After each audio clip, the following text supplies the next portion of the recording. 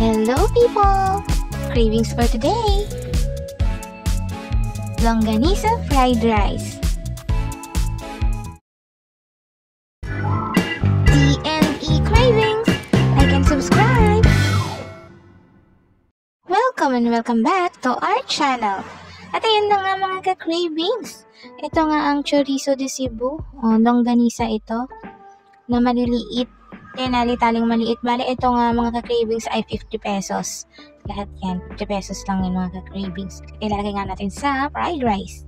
At meron din ditong binili kaming siomay. 7 pesos ang isa. So, 4 pieces lang yung binili natin mga ka-cravings dahil hanggang doon lang ang budget.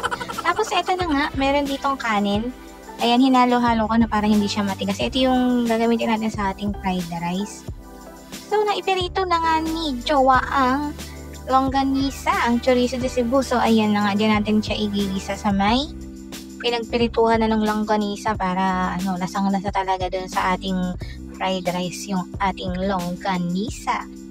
Hindi ko na kayo nasama sa pagbili mga ka-cravings ng chorizo de Cebu kasi nga hindi ako nakapag-video pati dun sa siomay. Siguro next time, yung siomay dito mga ka-cravings masarap. Hindi siya yung katulad ng nabibili lang na na siomay. Parang homemade yung siomay nila, talagang siya pork. Kaya 7 pesos ang isa. So ayan, nilagay ko na nga ang garlic, tapos halo-haluin na natin na ganyan. Syempre ito ay request o din ni Jowa dahil gusto niya daw ng sinangag. So sabi ko, lagyan na lang natin ng langganisa nang may ma-content tayo ulit. So ayan, hinalo-halo lang natin na ganyan, tapos padikitin mo sa babawang yung mga lumabas na longganisa. Din yung longganisa kasi na napili namin yung red is yung spicy flavor. Ayan, tatlo lang nilagay ko. Ganyan siya, bilog-bilog, tapos nakatali mga ka-cravings. Durug-durugin ko lang yan para lumasa sa kanin natin yung maliliit na longganisa. Ang cute! Yung lasa ng longganisa na to mga ka-cravings, kalasa din naman ng longganisa dyan sa Luzon. Ang kaibahan lang ay tinali nilang maliliit. At ang tawag nila dito ay chorizo. Tapos, lalagyan na natin ng kanin. Ayan na ang rice. Natural na paggawa ng fried rice. Ganyan lang naman. Ilalagay lahat ng rice. Bali, itong rice na to ay mas maganda sana kung yung na siya, yung ng tawag dun, bahaw, yung lamig. Yung natira, ganon. Tapos, ito kasi bagong saing kaya medyo siya. Siyempre, ito na naman tayo sa hassle na kawali na wala kaming choice kundi siya ang gamitin, gano'n. Dahil walang iba. So, ayan. Dumidikit yan sa ilalim dahil nga kasi, siya, hindi naman siya lamig. Tsaka talaga tong kawali na to talagang, clingy. Sobrang clingy. Ayan. Dumidikit lahat. O, ayan na nga. Diba, nakadikit na sa ilalim. Maganda sana kung hindi ganyan yung kawali, yung non-stick lang siya. Para yung ilalim yung pa-fried natin talaga yung ating fried rice. Since ayan na nga, haluin na lang natin mga ka-cravings. At ang bango nga nito, ang bango ng longganisa nila. Ayan, halu-haluin natin. May dalawang flavors yan mga ka-cravings. May isa pang flavor yung yung kulay brown lang siya, hindi siya red. Yun, hindi naman daw yun maanghang. Ganon. Meron din mas malaki dyan ng konti.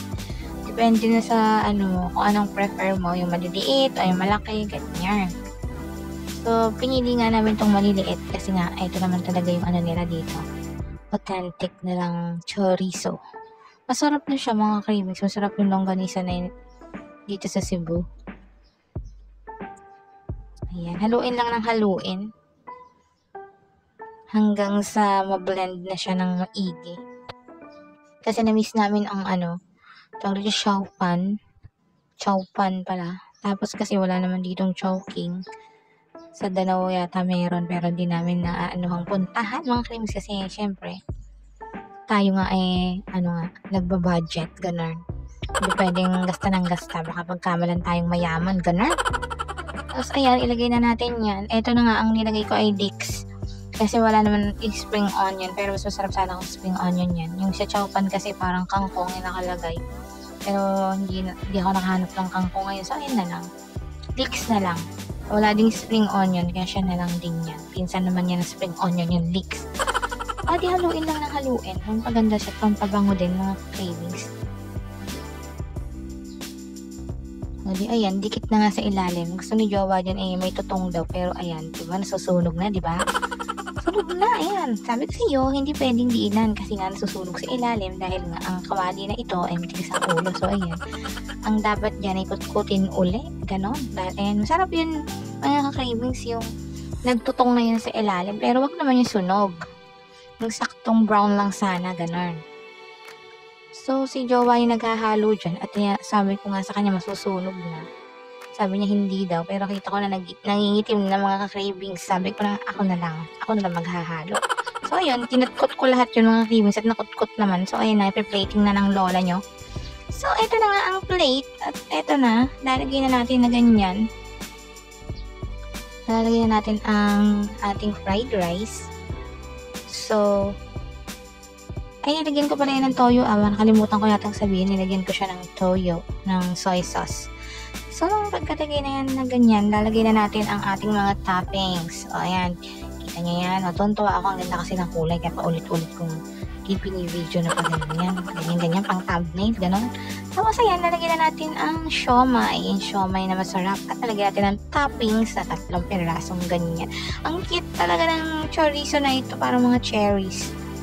Tapos, syempre, pagtatagalin kong ganyan dahil natutuwa ako, diba? Pasensya na kayo sa plato namin yan. Yung kinikilong plato lang yan. So, eto na nga. Gagawa tayo ng sausawan.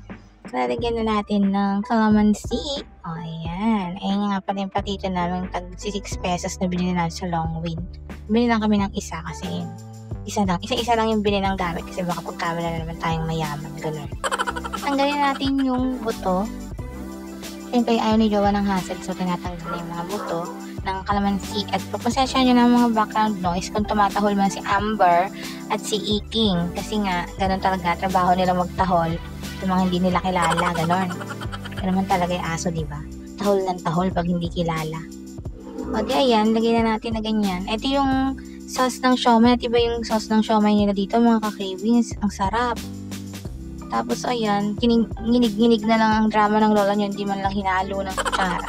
At may papipino pa nga ganon. O, ayan, nilagyan ko ng pipino dahil nga, para yan kay jowa kasi, maganda yan sa, katawan ng pipino. Ayan, lagyan natin ng 5 pieces. Ng 5 pieces lang yan. Tapos, lagyan natin siya ng sauce ng siomay. Siyempre, pe-plating natin para na magaganahan si jowa kumain. Ipe-plating natin, ayun, lalagyan na natin ang sauce ng siomay. Ayan, sa ibabaw lang, gano'n. O, diba? May pa-sauce.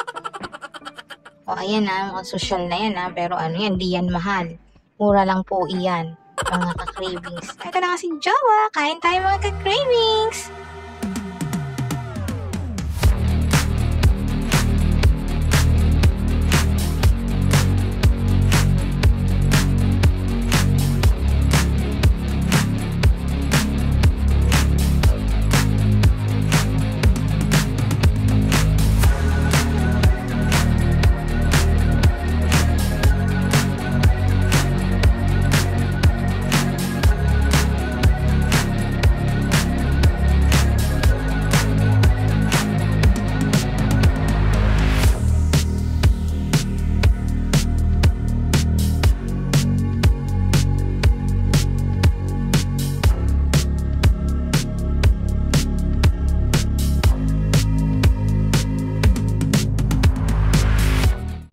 At yun na nga, na-enjoy naman ni jowa ang fried rice longganisa na iyon. At hanggang dito na nga lang mga cravings. Salamat sa panonood. Hanggang sa susunod. Like and subscribe!